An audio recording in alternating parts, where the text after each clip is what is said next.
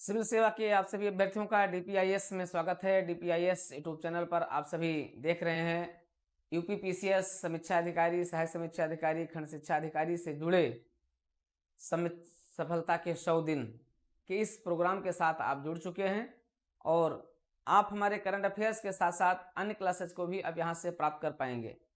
मित्रों, जैसा कि हमने पिछली क्लास में आपको बताया कि जनवरी से करंट अफेयर्स आपको मिल रही है और इसमें जैसे जो क्लास हो जा रही है उसका एक एमसीक्यू भी आपको तैयार करके आपको देने जा रहे हैं। जैसे राज्य से संबंधित विषय और मुद्दे हो गए तो राज्य से संबंधित एमसीक्यू आपको मिल जाएगा। राष्ट्रीय मुद्दे हो जा रहे हैं तो राष्ट्रीय मुद्दे से संबंधित एमसीक्यू आपको मिलता चलेगा। तो इस तरीके से आपका एक एक महीने का पूरा करंट अफेयर्स आपका स्ट्रांग होता रहेगा और उससे संबंधित कोई भी प्रश्न आपसे यहाँ से बाहर नहीं जाने पाएंगे। इसलिए आप हमारे इस प्रोग्राम के साथ जुड़िए और सफलता के 100 दिन में अपनी सफलता को सुनिश्चित कीजिए। आइए शुरुआत करते हैं डीपीआईएस के साथ आपके इस मनपसंद और स्ट्रेटजिक प्रोग्राम के साथ। राष्ट्रीय घटनाचक्र। राष्ट्रीय घटनाक्रम में आज हम लोग देखेंगे, शुरुआत करेंगे कहाँ से? जनवरी महीने में लाए गए एक महत्वपूर्ण विधेयक से देखेंगे, जो है भारतीय स्टाम्प विधेयक 2023 लाया गया है। भारतीय स्टाम्प बिल 2023 बहुत महत्वपूर्ण है क्योंकि ये भारत के राजस्व से संबंधित जुड़ा हुआ बिल है और एक तरीके से राजस्व आपके समझ लीजिए कि जो आपका फाइनेंशियल बिल होता है उस रूप में एक तरीके से लाया गया है और इसमें महत्वपूर्ण प्रस्ताव लाए गए हैं, महत्वपूर्ण बदलाव किया गया है जो ब्रिटिश कालीन कानून को क्या करता है, निरसित करते हुए उसके स्थान पर लाया गया है। आते हैं देखते हैं क्या है ये। लेकिन इसके साथ शुरुआत करने के साथ अगर आपने अब तक डीपीआईएस को सब्सक्राइब नहीं किया है तो सबसे पहले आप सब्सक्राइब करके ही इसको आगे बढ़ें और इसको देखें। तो आते हैं, शुरुआत करते हैं। भारतीय स्टाम्प बिल 2023 क्या है? कैसे प्रश्न पूछा जाएगा यूपीएससी में, यूपीपीएससी में या कहीं से भी ये प्रश्न पूछा सकता है। ये प्रश्न जरूरी नहीं कि ये इसी साल, ये प्रश्न लगातार आगे आने वाले कई वर्षों तक ये पूछा जाएगा, ठीक है, क्योंकि बिल बहुत महत्वपूर्ण है। क्या है ये? वित्त मंत्रालय के राजस्व विभाग ने स्टाम्प शुल्क प्रावधानों को आधुनिक बनाने के लिए, मतलब जो ब्रिटिश कालीन था उसको आधुनिक, अत्याधुनिक बनाने के लिए ये भारतीय स्टाम्प बिल 2023 का ड्राफ्ट प्रस्तुत किया है, तैयार किया है और इसे संसद में प्रस्तुत किया गया है। क्या है ये बिल? ये बिल, पहला पॉइंट यहाँ पर जो होता है महत्वपूर्ण, कि ये बिल ब्रिटिश काल में लाए गए भारतीय स्टाम्प अधिनियम 1899 का स्थान लेगा। पहला पॉइंट प्रश्न यही है, ठीक है। एक पॉइंट आपका यहाँ से बन गया कि इससे पूर्व जो बिल लाया गया था वो कब का था? 1899 का था, ब्रिटिश कालीन था, ठीक है। भारतीय स्टाम्प अधिनियम 1899 के स्थान पर लाया गया है भारतीय स्टाम्प विधेयक लाया गया है, 2023 लाया गया है, ठीक। इस विधेयक का उद्देश्य स्टाम्प शुल्क प्रावधानों को आधुनिक बनाना और स्टाम्प अधिनियम 1899 को हटा देना है, प्रतिस्थापित कर देना है, मतलब उसके स्थान पर लाया जाएगा।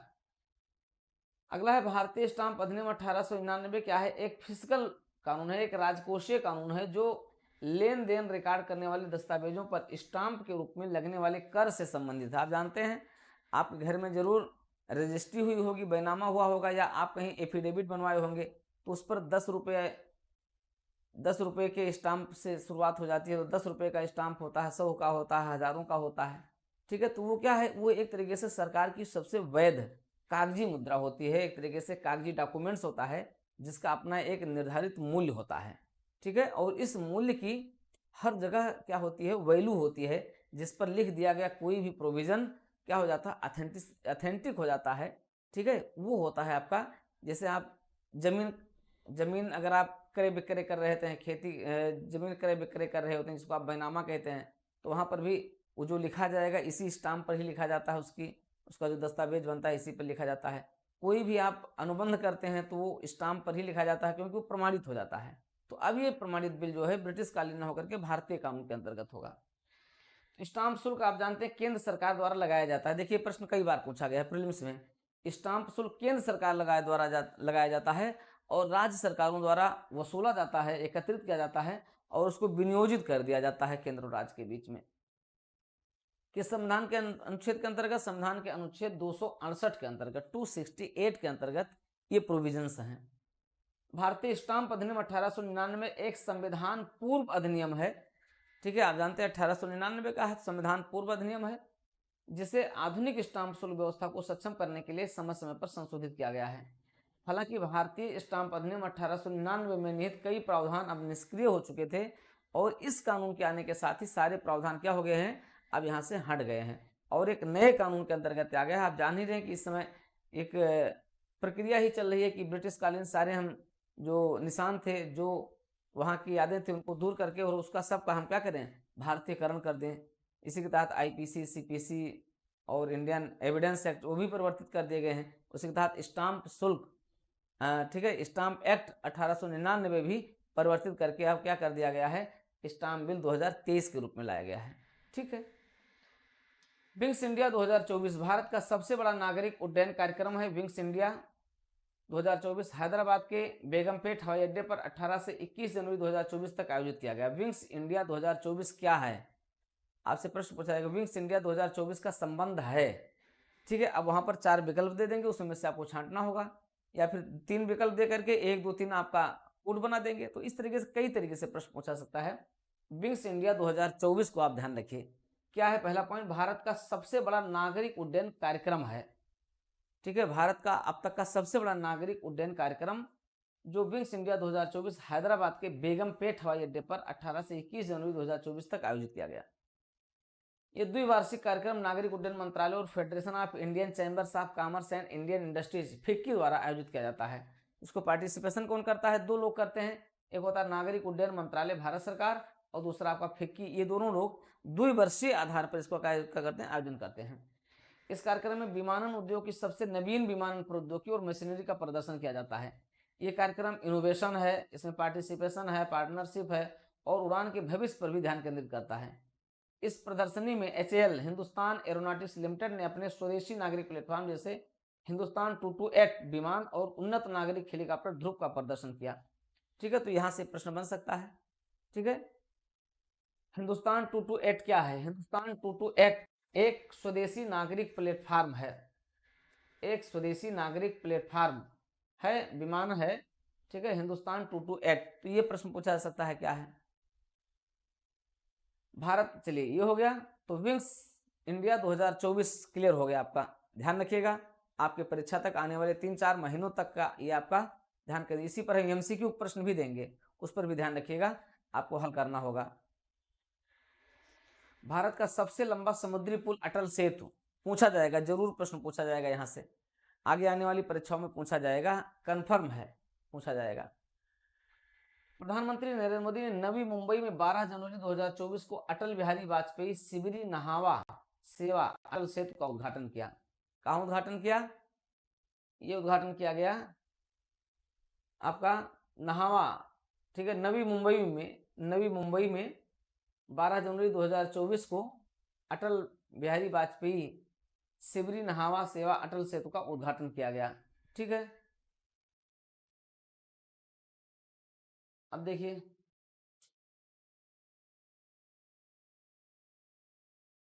इसकी लंबाई देखिए लगभग 17,840 करोड़ रुपए की लागत से निर्मित अटल सेतु भारत का सबसे लंबा समुद्री पुल है। एक बार समुद्र पर पुल बना था जब भगवान राम के समय में बना था, लेकिन वो एक देश से दूसरे देश को जोड़ा था, अर्थात भारत को श्रीलंका से जोड़ा था। हालांकि ये देश के अंदर बनने वाला ये समुद्री पुल है जो बंबई में ही नवी मुंबई और मुख्य मुंबई को जोड़ता है, जो बीच में समुद्र है उनको जोड़ रहा है। ठीक है, इससे दूरी कम हो जाएगी, इससे लागत कम हो जाएगी और अधिक एक अत्याधुनिक कनेक्टिविटी बढ़ेगी। तो लगभग 17,840 करोड़ की लागत से बनाया गया है। प्रधानमंत्री नरेंद्र मोदी ने 2016 में अटल सेतु की आधारशिला रखी थी, 2016 से लेकर के और 2024 तक। ठीक है, लगभग मान करके 4 साल ये आपका होगा, 4 साल या 8 साल में बन करके ये पुल तैयार हुआ है। 8 वर्षों में, लगभग 7 से 8 सालों में बना है। अटल सेतु का उद्देश्य मुंबई मेट्रोपॉलिटन क्षेत्र, विशेषकर मुंबई, ठाणे, पालघर, रायगढ़ में संपर्क सुविधा में सुधार करना है। इस पुल से सिवरी और नहावा सेवा के बीच की यात्रा लगभग 2 घंटे से घटकर 20 मिनट रह जाएगी। कितनी बड़ी बात है। इससे मुंबई से पुणे जाने में, गोवा जाने में और दक्षिण भारत के शेष हिस्सों को जानने में रास्ता छोटा हो जाएगा। लगभग 21.8 किलोमीटर यानी लगभग 22 किलोमीटर लंबा है। ये 21.8 किलोमीटर लंबे 6 लेन वाले इस ब्रिज को Mumbai trans harbour sea link भी कहा जाता है। ठीक है, MTHIL। ठीक है, तो इसे Mumbai trans harbour sea link भी कहा जाता है। पुल का 16.5 किलोमीटर का हिस्सा समुद्र पर है, जबकि 5.5 किलोमीटर का हिस्सा भूमि पर बना हुआ है। तो 16.5 किलोमीटर ये समुद्र पर बना हुआ, तो अपने आप में बड़ी बात है ये। ठीक है, किसी एक जिले का एक तरीके से क्षेत्रफल इतना हो सकता है, इतना बड़ा लंबा पुल है, ये केवल समुद्र पर बना हुआ है। तो क्लियर हो गया। अटल सेतु के बारे में, अटल सेतु के बारे में प्रश्न यहाँ पर कई तरीके से पूछे जा सकते हैं, आपको इसको तैयार रखना होगा और आपको जल्दी इस पर MCQ क्वेश्चन मिलेगा। आप देख रहे हैं DPIS यूट्यूब चैनल पर सफलता के 100 दिन के लिए लाए गए इस स्पेशल प्रोग्राम को, जो आपका कंटिन्यू हो चुका है। 1 अप्रैल से इसमें और भी विस्तार हो जाएगा और 1 अप्रैल से 10 अप्रैल तक के लिए आप इसको नामांकित कर सकते हैं। इसके साथ आप कंटिन्यू जुड़ सकते हैं और आप जुड़ करके अपने स्ट्रेटजी को, अपने रणनीति को, अपने अध्ययन को, अपने पढ़ाई को आप और आगे बढ़ा सकते हैं, जिसमें अब आपको GS के अन्य पोर्शन भी आपको इसके साथ दिए जा रहे हैं। तो आप आइए जुड़िए सफलता के 100 दिन के लिए, UPPCS के लिए और आगे आने वाली परीक्षाओं के लिए, जिसमें आप अपने स्ट्रेटजी को अपने वास्तविक स्वरूप में आप बदल सकें। और इसके लिए DPIS यूट्यूब चैनल को आप सब्सक्राइब करते हुए इसके साथ जुड़ते चले जाएं। साथ ही साथ आप हमारे MCQ प्रोग्राम के साथ भी जुड़ जाएं, हमारे टेस्ट सीरीज श्रृंखला के साथ भी आप जुड़ जाएं। आइए आगे चलते हैं, देखते हैं अमृत भारत और वंदे भारत। आप देख रहे हैं जब से मोदी सरकार इंफ्रास्ट्रक्चर के आधुनिकीकरण के लिए लगातार प्रयासरत है और रेलवे का इस दिशा में किया गया कायाकल्प एक महत्वपूर्ण उपलब्धि है। रेलवे का जबरदस्त कायाकल्प किया गया है। विश्व स्तरीय ट्रेनों का संचालन सुनिश्चित किया जा रहा है, जिसके लिए पब्लिक प्राइवेट पार्टनरशिप को भी लाया गया है और इसके माध्यम से हमारे यहाँ जो बनने वाली जो ट्रेनें हैं वो अब केवल भारत के लिए नहीं बल्कि विदेशों में एक्सपोर्ट भी की जा रही हैं। आते हैं देखते हैं वंदे भारत और अमृत भारत, ये 2 महत्वपूर्ण ट्रेनें हैं। 30 दिसंबर 2023 को प्रधानमंत्री नरेंद्र मोदी ने 2 अमृत भारत एक्सप्रेस और 6 नई वंदे भारत ट्रेनों को हरी झंडी दिखाई। इन ट्रेनों का उद्देश्य आम आदमी के लिए ट्रेन यात्रा के अनुभव को बेहतर बनाना है। पहली अमृत भारत एक्सप्रेस अयोध्या को सीता माता के जन्मस्थल बिहार के सीतामढ़ी से जोड़ेगी। यानी पहली अमृत भारत एक्सप्रेस कहां से? अयोध्या से सीतामढ़ी के बीच चलेगी। इस ट्रेन का रूट बिहार के दरभंगा से अयोध्या होते हुए दिल्ली तक होगा। दूसरी अमृत भारत एक्सप्रेस मालदा से बंगलुरु तक जाएगी। अमृत भारत एक्सप्रेस 130 किलोमीटर प्रति घंटे की शीर्ष गति से चलने वाली नवीनतम पुश पुल ट्रेन है। इसके अलावा प्रधानमंत्री नरेंद्र मोदी ने 6 नई वंदे भारत ट्रेनों को भी हरी झंडी दिखाई है। 6 नई वंदे भारत ट्रेनों में अयोध्या आनंद विहार वंदे भारत है, नई दिल्ली वैष्णो देवी वंदे भारत है, मंगलोर मडगांव वंदे भारत एक्सप्रेस है, अमृतसर नई दिल्ली वंदे भारत है, जालना मुंबई वंदे भारत है और कोयम्बटूर बंगलोर वंदे भारत शामिल है। तो ये रही आपकी वंदे भारत ट्रेनें हैं। ठीक है, तो अमृत भारत और वंदे भारत नाम से ये दोनों ट्रेनों ने क्या किया है, भारत की ट्रेन व्यवस्था का और भारत के इस तंत्र को क्या किया है, अत्याधुनिक किया है, विश्व स्तरीय बनाया है और नागरिक सेवाओं को अधिक अनुभव आधारित, अधिक बेहतरीन बनाने का प्रयास किया है। तो निश्चित रूप से ये भी क्या है, देश के लिए एक बड़ी उपलब्धि है। सागर परिक्रमा चरण, ठीक है, आते हैं देखते हैं क्या है ये। तो सागर परिक्रमा चरण का 12वां कार्यक्रम शुरू किया गया है। ये क्या है? केंद्रीय मत्स्य पालन पशुपालन एवं डेयरी मंत्री परसोत्तम रूपाला ने 10 से 11 जनवरी 2024 को पश्चिम बंगाल के विभिन्न स्थानों पर आयोजित होने वाले सागर परिक्रमा चरण 12th कार्यक्रमों में भाग लिया। सागर परिक्रमा क्या है? ये सागर परिक्रमा क्या है, यही पूछा जाएगा। मछुआरे समुदाय के कल्याण और तटीय विकास के लिए दूरदर्शी नेतृत्व का परिवर्तन शक्ति का एक प्रमाण है। सागर परिक्रमा केंद्रीय मत्स्य पालन पशुपालन डेयरी मंत्री के नेतृत्व में लाया गया एक मेगा मत्स्य आउटरीच प्रोग्राम है। यहां पर भी दूसरा पॉइंट हो जाएगा। सागर परिक्रमा का उद्देश्य मत्स्य पालन को बढ़ावा देना और समुद्री इकोसिस्टम को और अधिक सुरक्षित करना है। सागर परिक्रमा चरण 12th के तहत डायमंड हार्बर, गंगा सागर, ठीक है, आप इनको सबको देखिए। सागर परिक्रमा का उद्देश्य क्या है? मत्स्य पालन को बढ़ावा देना। मत्स्य पालन को बढ़ावा देना, एक लाइन का आंसर यही हो गया। तो अगर आप देखें यहाँ पर कोई MCQ प्रश्न पूछा जाएगा तो आपका सीधे होगा सागर परिक्रमा का संबंध किससे, उद्देश्य किससे है? तो भारत में मत्स्य पालन को मजबूती प्रदान करना, विशेष तौर पर समुद्री मत्स्य पालन को बढ़ावा देना है। और समुद्री पारिस्थितिक तंत्र को सुरक्षित करना है। इसके तहत डायमंड हार्बर, गंगा सागर और पश्चिम बंगाल के तटीय क्षेत्रों अर्थात दीघा, सकरपुर और fishing harbour, Sultanpur fishing harbour को कवर किया गया है। इस कार्यक्रम में भारत सरकार का मत्स्य पालन विभाग, पश्चिम बंगाल सरकार, राष्ट्रीय मत्स्य विकास बोर्ड, भारतीय तटरक्षक तंत्र, भारतीय मत्स्य सर्वेक्षण और मछुआरा संघ ने भाग लिया है। सागर परिक्रमा के पहले चरण की यात्रा मांडवी, गुजरात से 5 मार्च 2022 को शुरू हुई थी। अब तक गुजरात, दमन दीव, महाराष्ट्र, गोवा, कर्नाटक, अंडमान निकोबार, केरल, तमिलनाडु, आंध्र प्रदेश, पुडुचेरी, उड़ीसा और तटीय जो समुद्र के तट के जो राज्य हैं तो समुद्र तटीय प्रदेशों में होते हुए सागर परिक्रमा कुल 11 चरण कवर किए गए। 12वां चरण आपका ये है। सागर परिक्रमा का 11वां चरण 7 से 9 जनवरी 2024 के दौरान ओडिशा के कई तटीय जिलों जैसे गंजम, पुरी, जगत सिंहपुर ये किया गया। सागर परिक्रमा का 10वां चरण 1 से 6 जनवरी 2024 तक आंध्र प्रदेश, पुडुचेरी के विभिन्न स्थानों पर आयोजित किया गया। ठीक है, तो इस तरीके से आप देखते हैं कि पूछा जा सकता है कि सागर परिक्रमा चरण 10, 11, 12 इस तरीके से पूछ सकते हैं। तो चरण 10 का संबंध कहां से रहा है? 1 से 6 जनवरी 2024 तक आंध्र प्रदेश और पुडुचेरी से रहा है। ठीक है, 11वां चरण 7 से 9 जनवरी 2024 के दौरान उड़ीसा के तटीय जिलों तक था और 12वां आपका पश्चिम बंगाल के तटीय क्षेत्रों से था। ठीक है, तो इस तरीके तीनों चरणों पर अलग अलग प्रश्न पूछ सकते हैं, इन पर आपको ध्यान रखना होगा। ठीक है, मात्र पढ़ करके नहीं, इसको आप ध्यान रखिएगा, इसको स्ट्रेटेजिक तरीके से इसको बनाते चलिएगा। चलिए, हो गया ये, आगे चलते हैं।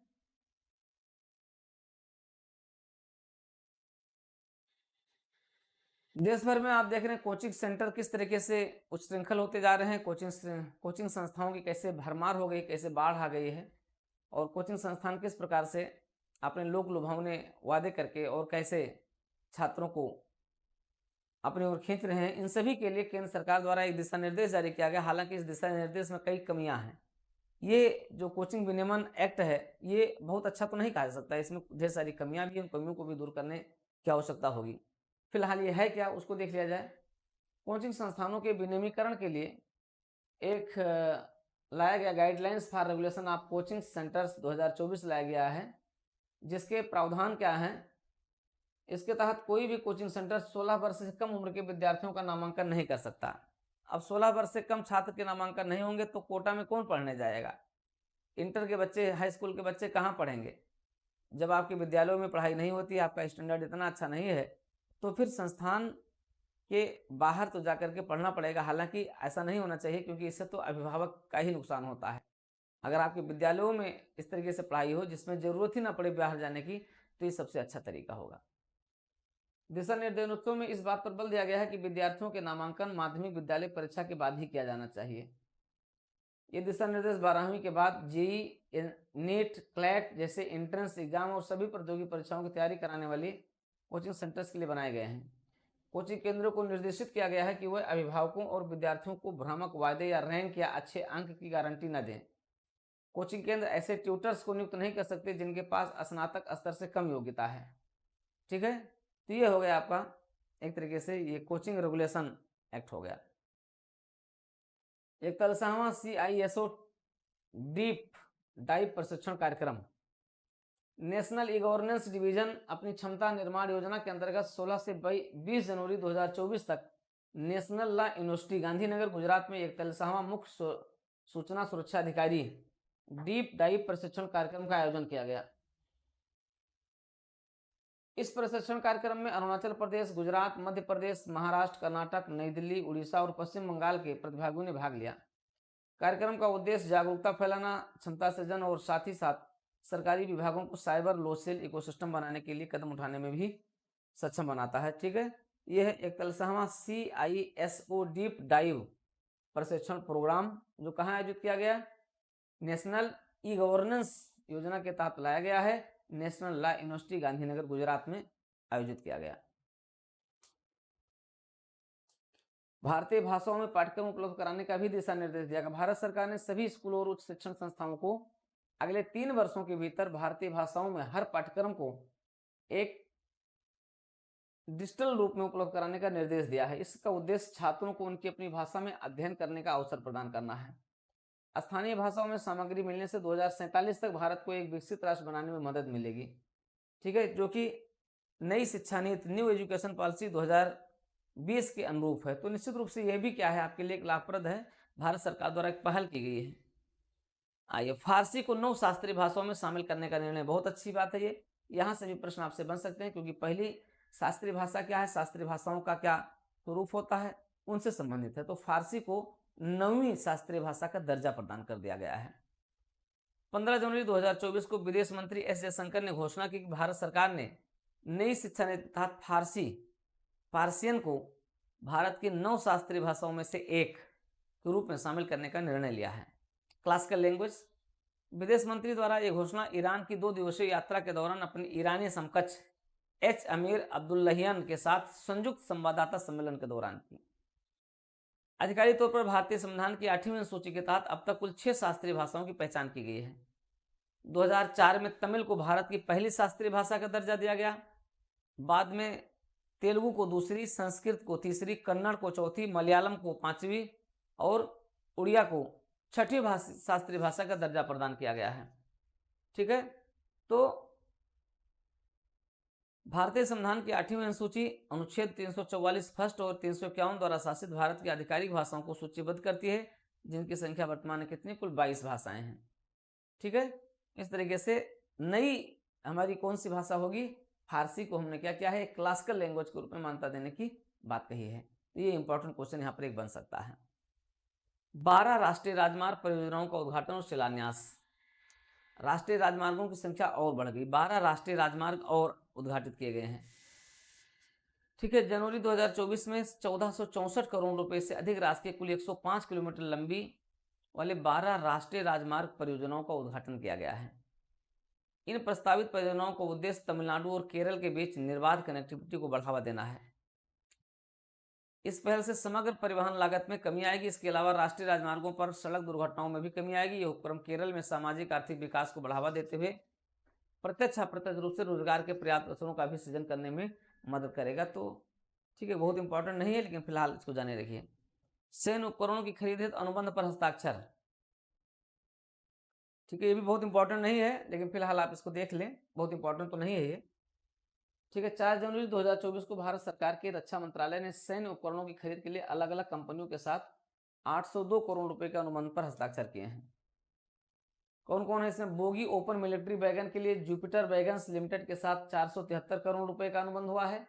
मैकेनिकल माइनफील्ड मार्केटिंग यूनिट की खरीद के लिए BEML लिमिटेड के साथ 329 करोड़ का अनुबंध है।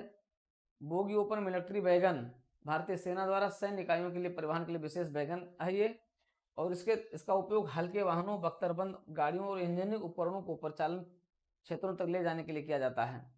ठीक है, चलिए आइए अगला है इंपॉर्टेंट है, श्री अन्न पर आधारित प्रेरक कहानियों का संग्रह लॉन्च किया गया है। श्री अन्न आप जानते हैं भारत का पुराना अन्न, क्लासिकल जो हमारे अन्न थे, जो मोटे अनाज जिसको रूप में कहा जाता था, जिसको पहले हंसी का पात्र बनाया जाता था, आज वो अमीरों के अन्न बन गए हैं।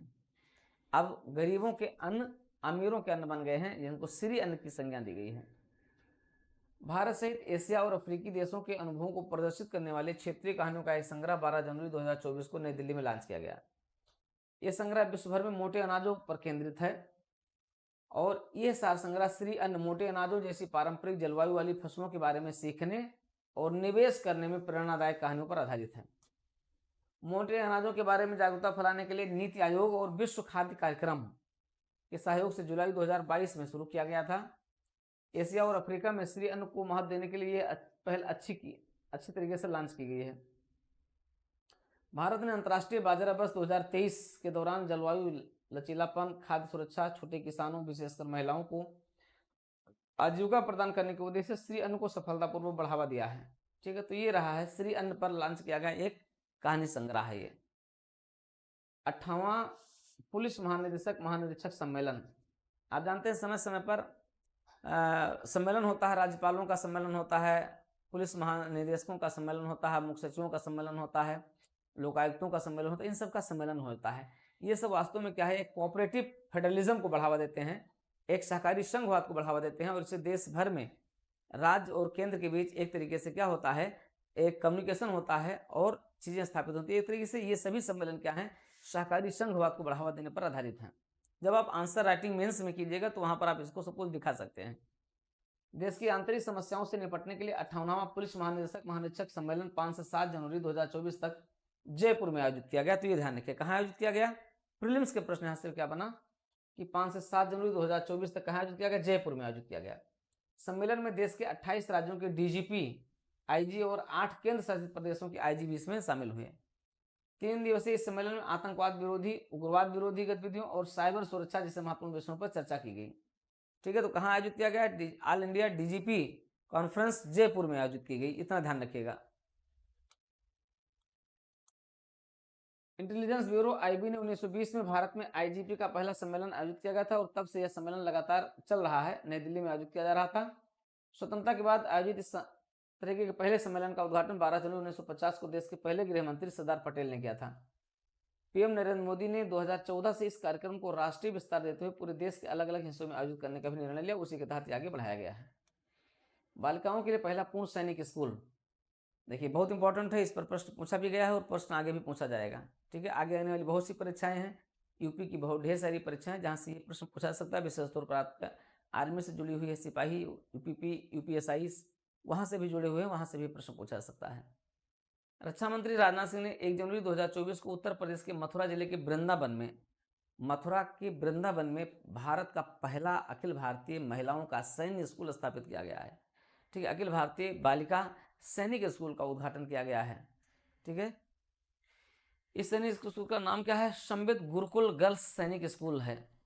ठीक है, संबित गुरुकुलम गर्ल्स सैनिक स्कूल है। इस विद्यालय में 870 बालिकाएं शिक्षण और प्रशिक्षण प्राप्त करेंगी। यह स्कूल उन लड़कियों के लिए प्रकाश की किरण है जो सशस्त्र बलों में शामिल होने के लिए और मातृभूमि की सेवा करने के लिए इच्छा रखते हैं। भारत सरकार द्वारा सभी राज्यों के शासित प्रदेशों में सरकार और निजी भागीदारी के आधार पर ऐसे 100 नए सैनिक स्कूलों की स्थापना का लक्ष्य रखा गया है, जिनमें से 22 पहले से स्थापित किए जा चुके हैं। चलिए ध्यान रखिएगा, नौसेना अफसरों के बैच पर शिवाजी की राजमुद्रा का आयोजन किया। नौसेना अफसरों के बैच पर शिवाजी की राजमुद्रा बनेगी, तो ये भी इंपॉर्टेंट पॉइंट हो सकता है। भारतीय नौसेना ने 29 दिसंबर 2023 को एडमिरल, वाइस एडमिरल और रियर एडमिरल रैंक के अधिकारियों के एपालेट्स अधिकारियों के कंधों पर लगने वाला बैज का नया लोगो जारी किया है। भारतीय सेना ने एडमिरल एपालेट्स का नया डिजाइन नौसैन्य ध्वज से लिया है, जो छत्रपति शिवाजी महाराज की राजमुद्रा से प्रेरित है। इंपॉर्टेंट पॉइंट है, यहाँ पर भी ध्यान रखिएगा। नए एपालेट्स में मराठा शासक की राजमुद्रा को शामिल करना गुलामी की मानसिकता को त्यागने के एक प्रयास के रूप में देखा जा रहा है। इसे अंग्रेजी राज के नेल्सन रिंग के स्थान पर प्रतिस्थापित किया गया है। ठीक है, नए डिजाइन में निम्नलिखित को शामिल किया गया है। गोल्डन नेवी बटन गुलामी की मानसिकता को दूर करने के संकल्प को दोहराता है। अष्टकोणीय ऑक्टागोनल स्वरूप 8 दिशाओं का प्रतीक है, जो सेना की सर्वांगीण दीर्घकालीन दृष्टि को दर्शाता है। तलवार देश की शक्ति में अग्रणी बनने और प्रभुत्व के जरिए जंग जीतने, विरोधियों को हराने और हर चुनौती का काबू पाने के लिए लाई गई है। टेलीस्कोप बदलते विश्व में दृष्टि, दूरदर्शिता और मौसम पर नजर रखने का भी प्रतीक है, इस रूप में ये लाया गया है। ठीक है, तो आपने देखा कि राष्ट्रीय घटनाक्रम के तहत आपने इन सभी का एक बेहतरीन अध्ययन किया है। ठीक है, अब आते हैं, देखते हैं कला और संस्कृति से संबंधित घटनाक्रम को देखते हैं। हालांकि ये भी नेशनल इशूज है, लेकिन ये आर्ट एंड कल्चर पर आधारित है। बहुत इंपॉर्टेंट है आर्ट एंड कल्चर, ये आपके प्रीलिम्स के लिए तो इंपॉर्टेंट है ही, और उम्मीद है कि आपसे यहाँ से प्रश्न तो पूछा ही जाएगा। सबसे पहले देखते हैं राम जन्मभूमि मंदिर। 22 जनवरी 2024 को अयोध्या में दिव्य राम मंदिर प्राण प्रतिष्ठा का समारोह आयोजित किया गया। प्रधानमंत्री नरेंद्र मोदी ने राम मंदिर में भगवान श्री राम की प्राण प्रतिष्ठा की। इस समारोह में अन्य लोगों के अलावा उत्तर प्रदेश के राज्यपाल, मुख्यमंत्री, राष्ट्रीय स्वयंसेवक संघ के सरसंघचालक, श्री राम जन्मभूमि तीर्थ क्षेत्र ट्रस्ट के अध्यक्ष श्री नृत्य गोपाल दास आदि उपस्थित रहे। चलिए यहाँ से प्रश्न नहीं आएगा, प्रश्न आगे आएगा। अब ये आपके आर्ट एंड कल्चर का भाग हो गया, आप इसको देखोगे आर्ट एंड कल्चर में इसको शामिल करोगे। मंदिर का डिजाइन, मंदिर के डिजाइन के वास्तुकार कौन है? चंद्रकांत बी सोमपुरा है। ठीक है, तो मंदिर की डिजाइनिंग किसने किया है?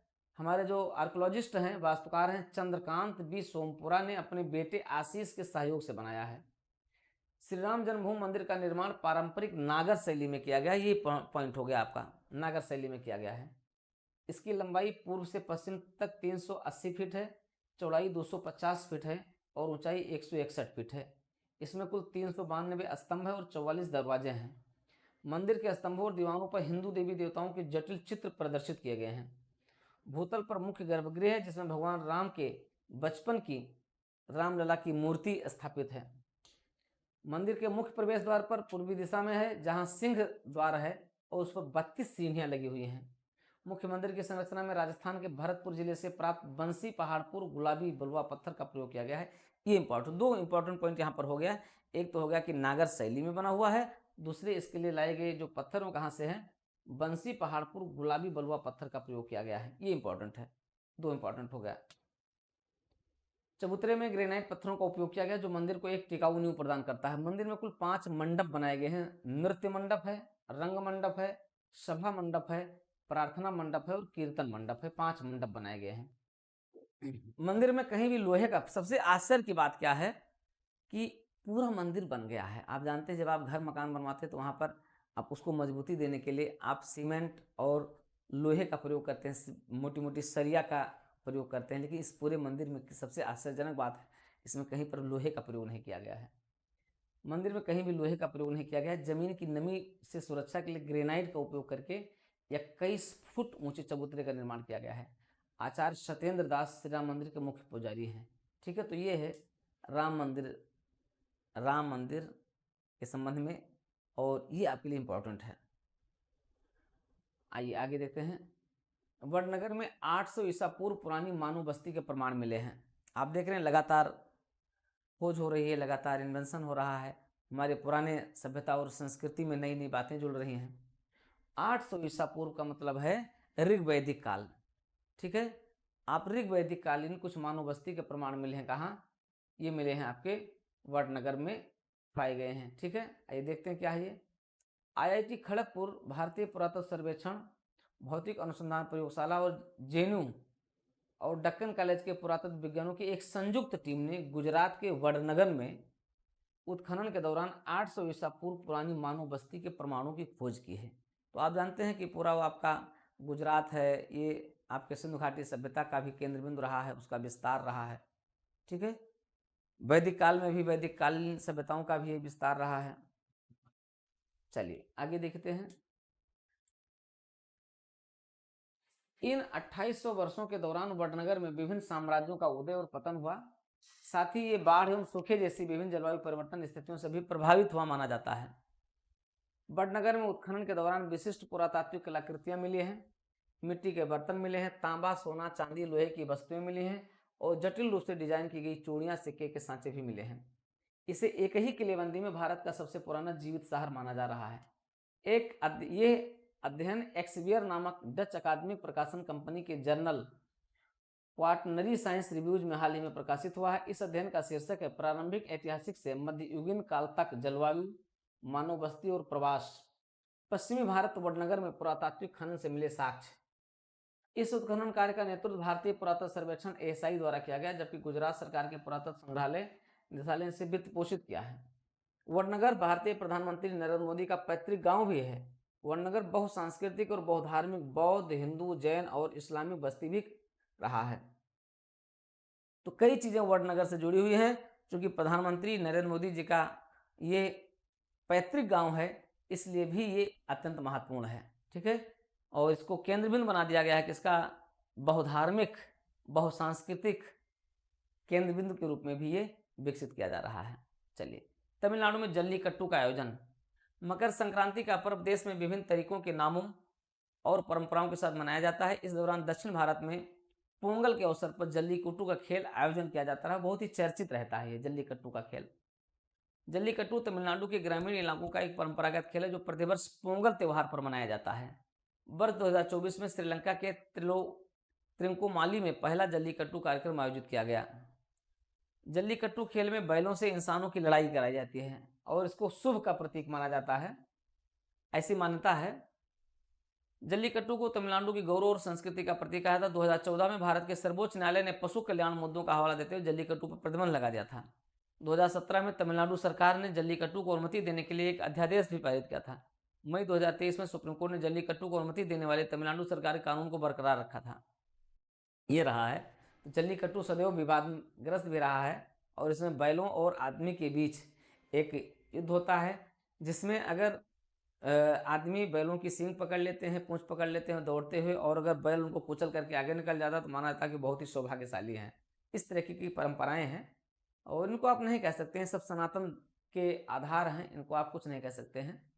कुछ मान्यताएं होती हैं, उन मान्यताओं को आप तर्क के आधार पर खारिज नहीं कर सकते हैं। जो चल रही हैं चलती रहेंगी और ना किसी के विरोध से उन्हें रुकना है। हालांकि ऐसी कोई कुप्रथा भी नहीं है ये। गोल गोल मेला का आयोजन 28 दिसंबर 2023 को जम्मू कश्मीर के उधमपुर के जगन्नाथ मंदिर में गोल मेला के नाम से जाना जाने वाला एक लोकप्रिय उत्सव आयोजित किया गया। तो पूछा जाता गोल मेला का आयोजन कहाँ किया जाता है, यही प्रश्न आएगा। अब गोल मेला आपका उत्तर प्रदेश हो जाएगा, वाराणसी दे दिया, और कहीं जगह दे दिए, जम्मू कश्मीर का जगन्नाथ मंदिर दे दीजिए, उड़ीसा का जगन्नाथ मंदिर दे दिए, इस तरीके से दे देंगे। गोल मेले का आयोजन वर्ष में 2 बार किया जाता है। भक्तों का मानना कि इस दिन से रात का समय कम होने लगता है और दिन का समय बढ़ने लगता है। ये त्यौहार एक सांस्कृतिक और धार्मिक उत्सव है जो भक्तों के बीच समुदाय की भावना को बढ़ावा देता है। पूरे भारत में 2 प्राचीन मंदिर भगवान जगन्नाथ को समर्पित हैं। एक है पुरी उड़ीसा में और दूसरा जम्मू कश्मीर के उधमपुर जिले में स्थित है। भगवान जगन्नाथ का 2 प्राचीन मंदिर है। आपको नहीं जानकारी रही होगी, आप केवल पुरी का जगन्नाथ मंदिर जानते होंगे, लेकिन उधमपुर का जगन्नाथ मंदिर भी उतना ही पुराना है। ठीक है, तो इस तरीके से आपने देखा कि राष्ट्रीय घटनाक्रम में अधिकांश चीज़ों को हम लोगों ने जानने और समेटने का प्रयास किया है। तो मित्रों, आप देख रहे हैं DPIS YouTube channel. DPIS community के आप भाग बनने के लिए DPIS यूट्यूब चैनल को आज अभी और तत्काल आप सब्सक्राइब करके DP कम्युनिटी का हिस्सा बने, जिससे आपको ये सभी क्लासेस तत्काल रूप से मिल जाया करें। तो आप जुड़े रहिए, बने रहिए इस बौद्धिक प्लेटफार्म के साथ, जहाँ पर किसी भी प्रकार का की कोई नाटकबाजी नहीं है, किसी भी प्रकार का यहाँ पर कोई हथकंडा नहीं है। ये आपको एक दिशा देने के लिए सबसे बौद्धिक प्लेटफार्म आपका है, ये सबसे विश्वसनीय और वैधिक प्लेटफार्म। अगर आप चाहते हैं अपने जीवन को एक बौद्धिक प्लेटफार्म से जुड़े रहना चाहते हैं तो उसके लिए आपके लिए सबसे प्रतिष्ठित आपका प्लेटफार्म है DPIS यूट्यूब चैनल। तो मित्रों, आइए यहाँ से जुड़िए और अपनी बौद्धिकता को अपने करियर के साथ जोड़िए और आप भी एक अच्छे नागरिक बनने की दिशा में प्रयास कीजिए, एक अच्छे अधिकारी बनने की दिशा में प्रयास कीजिए। एक अच्छे अधिकारी के रूप में आपके निर्माण की पूरी आकांक्षाओं को हम पूरा करने के लिए सदैव समर्पित हैं। आपके लिए, आपके साथ।